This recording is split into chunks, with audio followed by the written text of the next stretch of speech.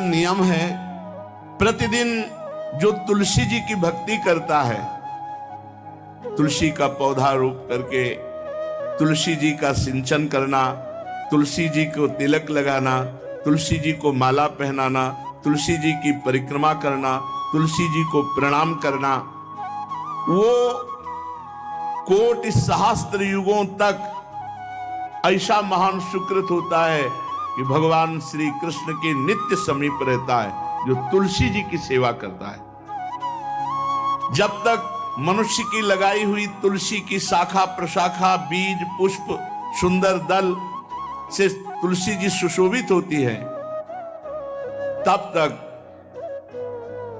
हजारों कल्पों में श्री हरिधाम में रहते हुए उसका कभी पुण्य नष्ट नहीं होता। जैसे एक दिन 1000 कल्प, 2 दिन 2000 कल्प, वो भगवान के नित्य धाम में महान सुकृत के बल से भगवत धाम में रहेगा, जो तुलसी जी का पक्का मान लीजिए। जब स्वयं में से तो तुलसी जी रोपण करके तुलसी जी का एक वन लगाया और रोज नवीन नवीन मंजरी तुलसी दल लेकर प्रभु के चरणों में, कहीं न कहीं तुलसी जी की कृपा हुई।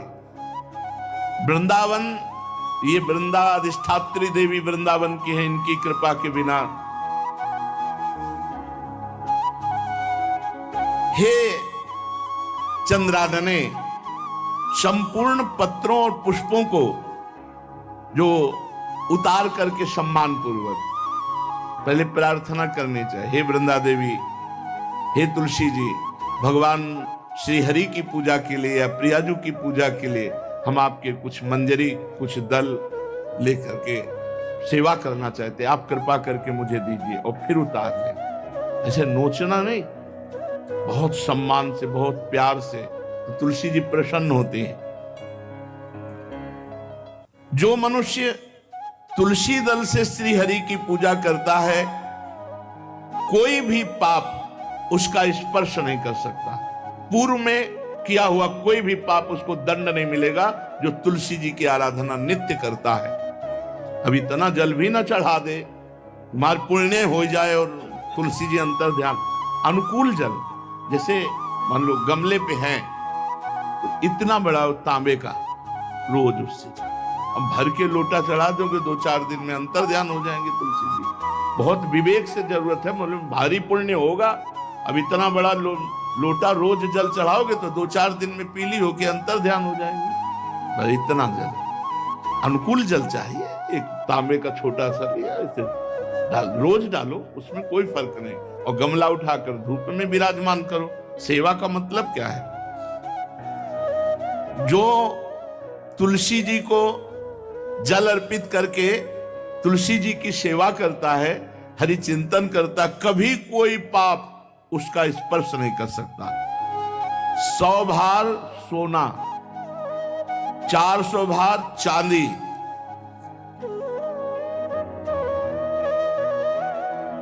का जो दान करने का फल होता है, वो एक तुलसी दल उतार, जो अपने द्वारा लगाई हुई तुलसी दल, वो हरि के चरणों में अर्पित हो। ये 100 भार सोना और चांदी बराबर ही नहीं हो सकती।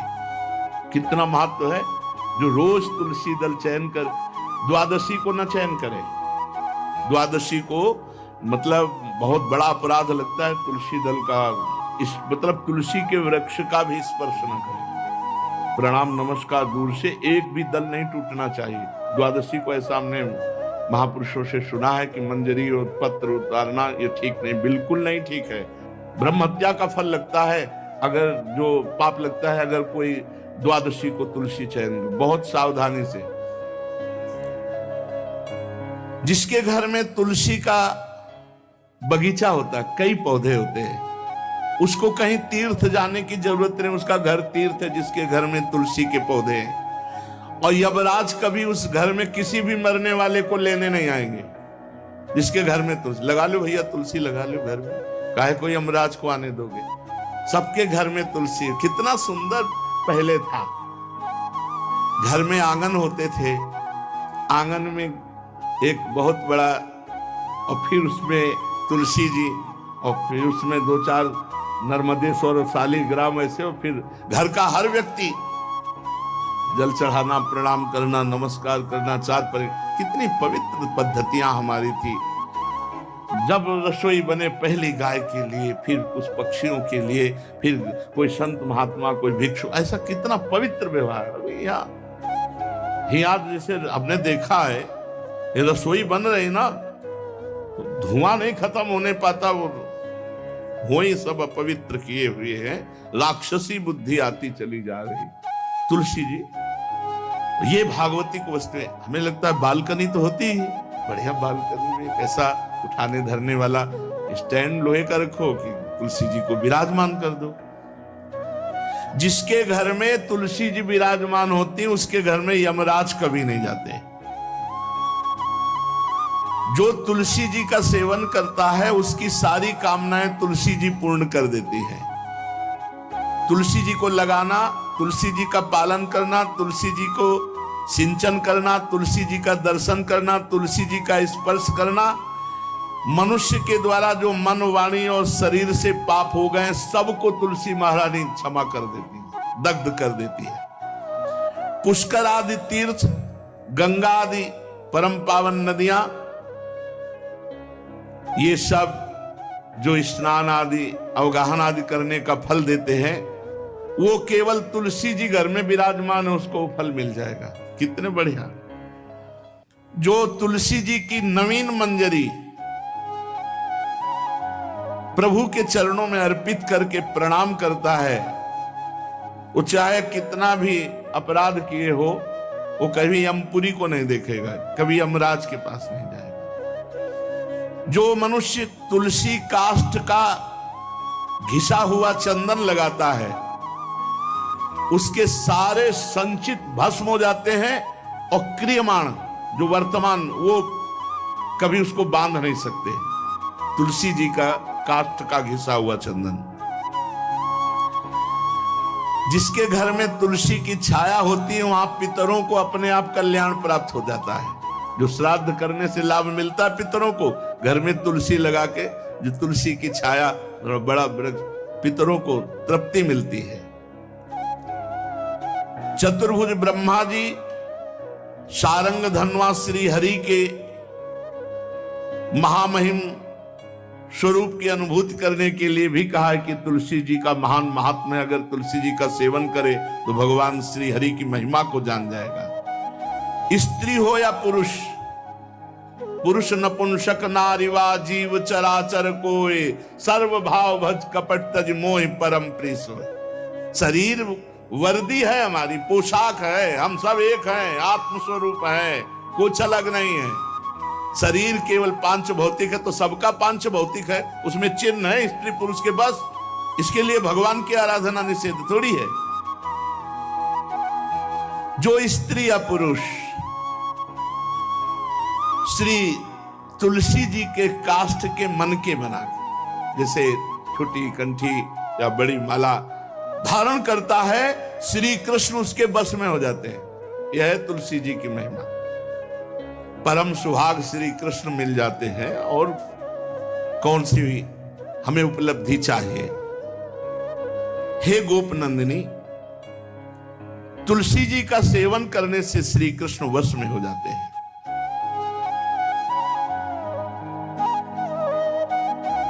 जो तुलसी की माला से नाम जप करता है, काउंटर वाली बात तो स्मृति के लिए भाई है, हम निषेध नहीं करते, नहीं बहुतों के भजन बंद हो जाएंगे, पर हम इतनी महिमा जरूर बता देते हैं कि तुलसी माला से जो नाम जप किया जाता है, उससे आध्यात्मिक सिद्धि बहुत जल्दी होती है। गुरुदेव भगवान के तो जो अंगुलियों से रगड़ होती है मन का से, उसमें आध्यात्मिक ऊर्जा शक्ति तुलसी माला से। प्लास्टिक पर भाई करो, निषेध नहीं कह रहे, बंद हो जाएगा वो भी राधा राधा कहना, वो हमें बंद नहीं करना। हम कह रहे तुम जैसे बने वैसे करो, लेकिन माला का बहुत बड़ा प्रभाव है। तुलसी परम पवित्र भगवान श्री हरि की प्रिया, और उनके काष्ठ को जब हम ऐसे ऐसे नाम के साथ, तो विशेष ऊर्जा शक्ति, आध्यात्मिक शक्ति हमें जागृत होती है। हो सके जिनको ऐसा बन सके तो छोटी एक वो आती है सुमिरनी, उसको रख लो, अपनी जेब में रख लो, उससे करो।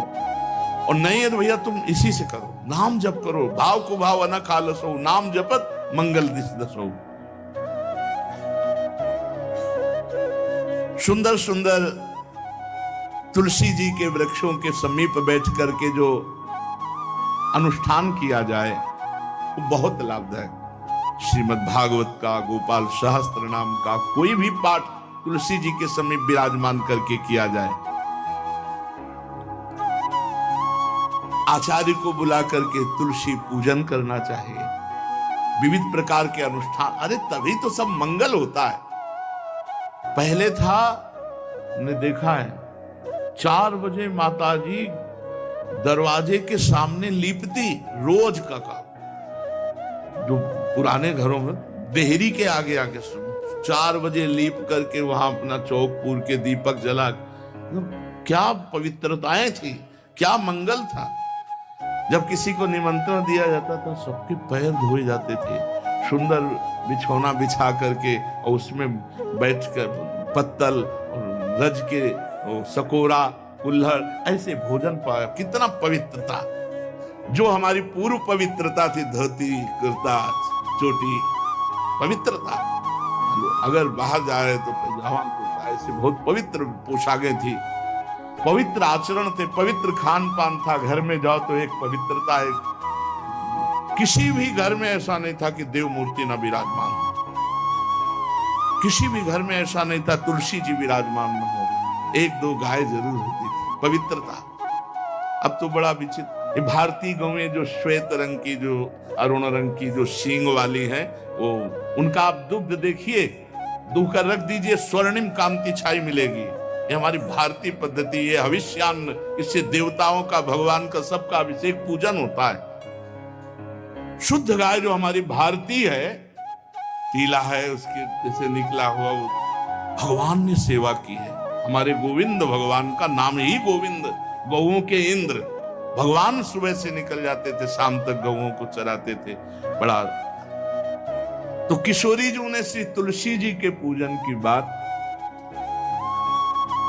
भगवान गोपियों से वादा किए थे कि अब तुम्हें अगली पूर्णिमा को रास, अब रास बिना रासेश्वरी के नहीं हो सकता। लिखा हो चाहे ना लिखा हो, कोई भी विद्वान, कोई भी प्रवक्ता इस बात को बतावे, कहते हैं भागवत में राधा नाम नहीं लिखा है, भागवत राधामय ही है।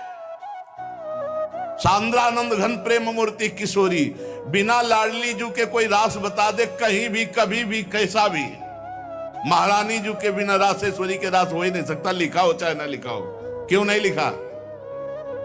याते श्री सुख प्रगट कियो नहीं, जहां बोले राधा तो समाधि लग जाती हो, यहां 7 दिन में तक्षक काटना है। श्री सुखदेव जी ने महारानी जी का नाम, हरिराम व्यास जी कह रहे, याते श्री सुख प्रगट कियो नहीं, जानि सार को सार परम धन, राधा नाम आधार। वैसे तो रोज संकेत वन में, पीछे हमने चर्चा की थी, प्रेम सरोवर में प्रियालाल मिलते थे, नंदगांव बरसा। आज लालू ने एक नई लीला रची, गोप देवी लीला है।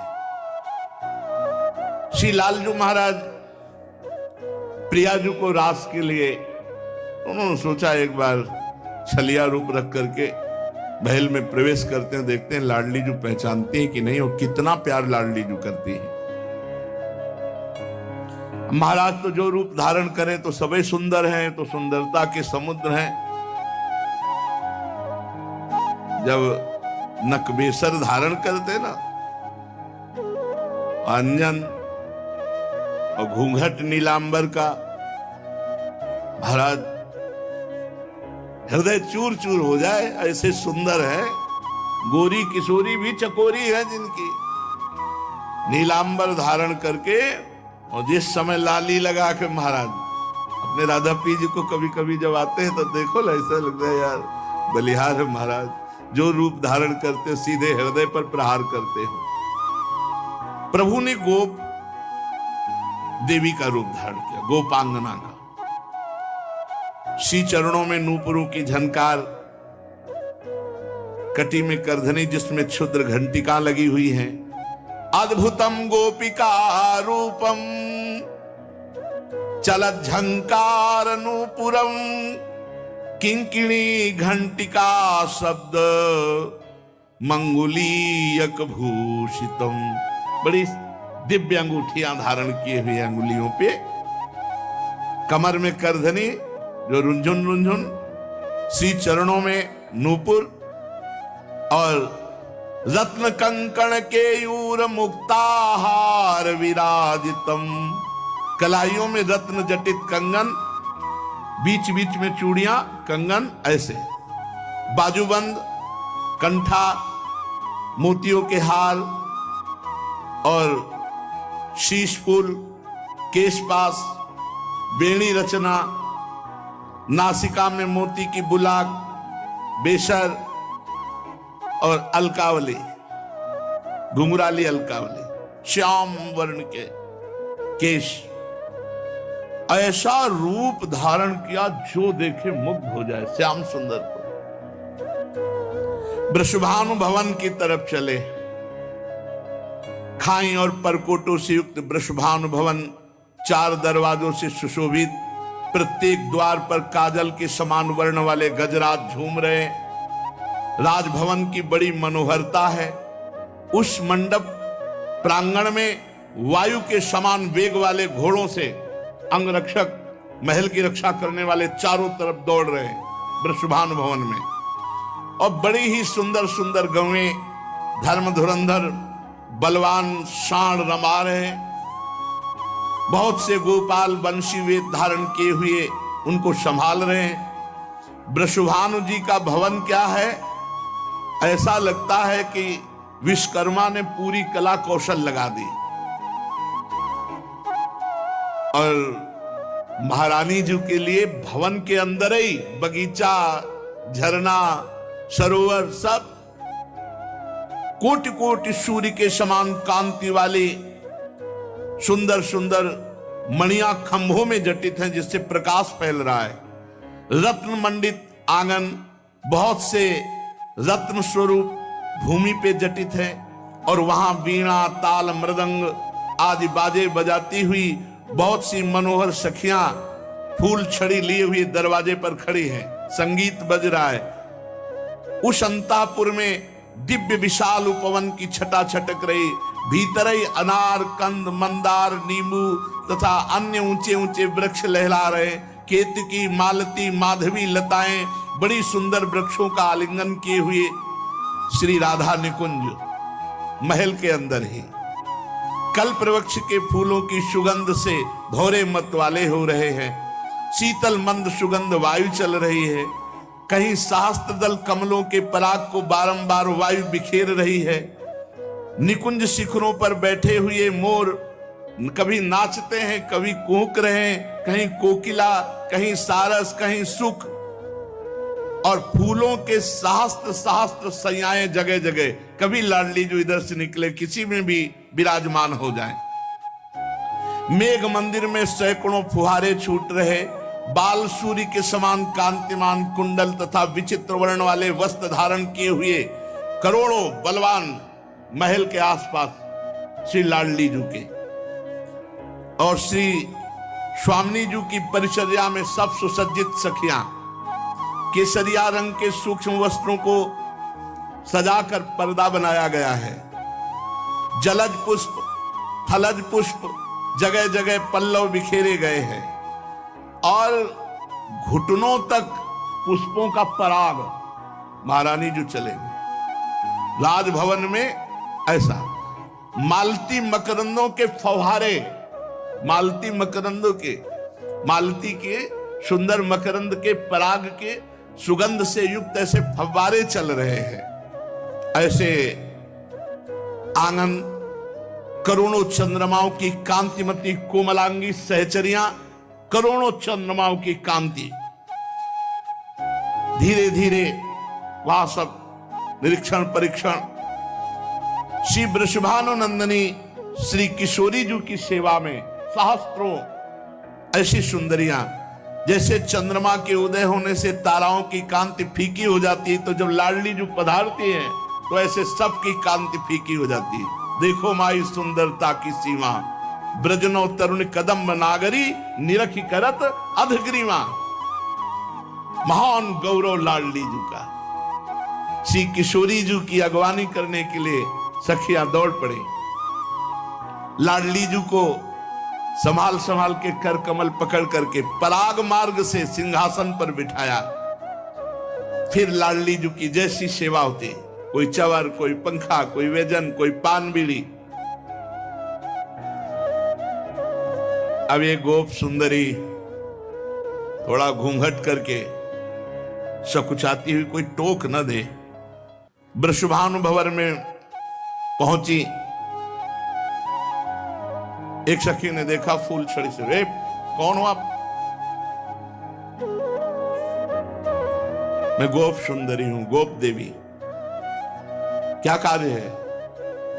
आपकी महारानी से मिलना है, मुझे शिकायत करना है।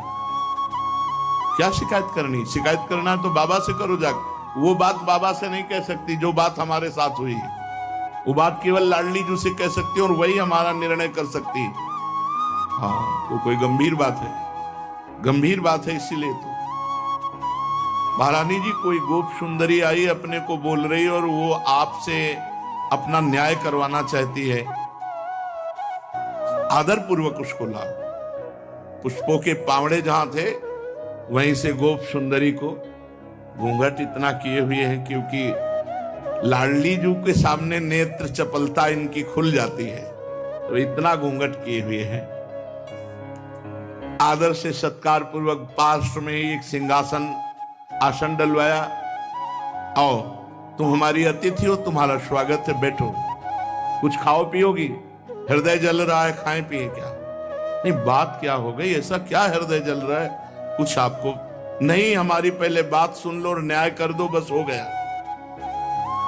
अच्छा सुंदरी, तुम्हारा स्वागत है। स्वागतम ते सखि शुभे नामधेयम बदासु में, भूरि भाग्यम ममई वाद्य भवत्यागतया स्वतः। स्वागत है सुंदरी, तुम्हारा स्वागत है। मुझे ऐसा लग रहा है मेरे भाग्य से तुम आई हुई हो, क्योंकि जब मैं तुम्हारे जो अंग खुले दिखाई दे रहे हैं उनको देखती हूं तो मुझे विशेष सुख मिलता है, जैसे मेरे प्रीतम के सुख, मेरे प्रीतम की स्मृति आपके दर्शन से आ रही है। त्वत्समानम दिव्य रूपम दृश्यते नहीं भूतले, यन्न त्वं वर्तसे शुभ्रू पत्तनम धन्यमेव तत्। सुंदरी, तुम्हारा स्वागत है। भूतल पर तुम्हारे समान दिव्य रूप नहीं हो सकता। शुभ्रू, तुम जैसी सुंदरी कहां निवास करती है? धन्य है वो नगर जहां तुम निवास करती है। प्रिया जी, इतना क्यों? क्योंकि श्याम वर्ण की अंगूठी पहने हुए, श्याम वर्ण की कांति अंगों से तो प्रिया जी को अपने लाल जी की याद आ रही, प्रीतम की याद आ रही, प्रभु की याद आ रही। तुम अपने आगमन का कारण विस्तार पूर्वक बताओ, मेरे योग्य जो कार्य होगा मैं अवश्य करूंगी। तुम्हारी चाल ढाल बहुत सुंदर है। प्रिया जी ने आते देखा था, तुम्हारी चाल ढाल बहुत सुंदर लगती है। हे वृषभानुनंदिनी शुभ्रे, मैं तुम्हें कैसे बताऊं? शायद तुम बर्दाश्त नहीं कर पाओगे। नहीं, बोलो ना, क्या बात है? पूछा मेरा नगर कौन सा है तो सुन लो। मैं गोकुल में जो नंदगांव पास में है, नंद भवन में उत्तर दिशा में मेरा निवास है। मैं गोप देवी कहलाती हूं। मैंने ललिता जी के मुख से तुम्हारी महिमा सुनी है।